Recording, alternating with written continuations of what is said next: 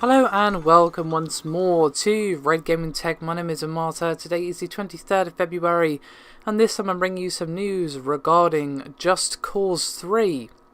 Now, information regarding this sequel has been a little bit thin on the ground. However, one of the game directors on Just Cause 3, Roland Lesterlin, spoke out recently on a couple of details, one of which being game size. Of course, size is often a focus with open world games. We have a variety of dense worlds that engage you at every turn, or basically just a massive map for the sake of a massive map with not really much to fill it.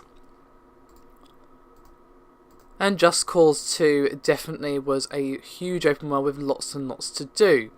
However, for the developers at Avalanche Studios, they are aiming to produce the biggest world they've ever created. And Roland went on to say, when talking about the development team's drive to generate a monster world, quote, "We focused on a game world map of 400 square miles. We wanted to have one of the largest maps we've ever done to really increase the verticality. With the way games are designed these days, sheer scale is no longer as needed, I guess. But we didn't want to bring it down in size, as having a big world makes toys all the more fun. We wanted to keep it the same size, but this time keep it more on density." Obviously, he does have a very good point, because, well, having a big world is cool and all, but if you don't have interesting things to do in it, and basically giving little elements to keep your world alive, not necessarily like little side quests, but just people and shops and little bits to kind of really breathe some life into this open world, as well as, of course, lots of activities, is pretty key, because having a massive world and nothing to do, well, it's kind of boring.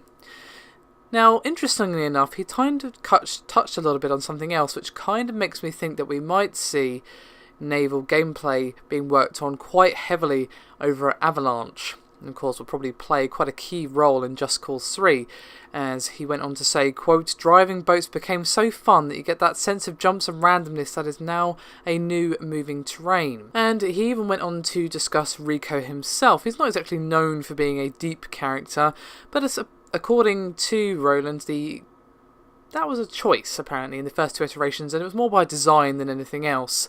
And he touched a little bit on the team's drive to add more background and depth to the character of Rico. And he finished up by saying, quote, "With Rico, we wanted to develop him a bit more as a character. We realised we needed to go back to where he was from, ask why did he become Rico. We have a bit of a genesis story."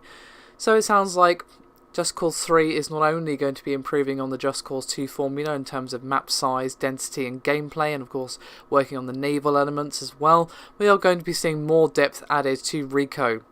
Now, that's not hugely important in a sort of silly tongue-in-cheek series like Just Cause, but having some depth, some meaning to the main character is always good, and it was probably one of the little flaws of Just Cause 2, that Rico was cool, but he was just kind of a mannequin for you to control, so someone's shoes for you to step into, which is fine, but obviously Avalanche want to improve upon that for Just Cause 3, which is sounding better and better each time I hear about it, and the screenshots have just been, well, pretty as hell, and lots of lovely explosions, which is what we like to see from Just Cause. Anyway, do let me know your thoughts and opinions on anything I've discussed here, and I'll see you next time.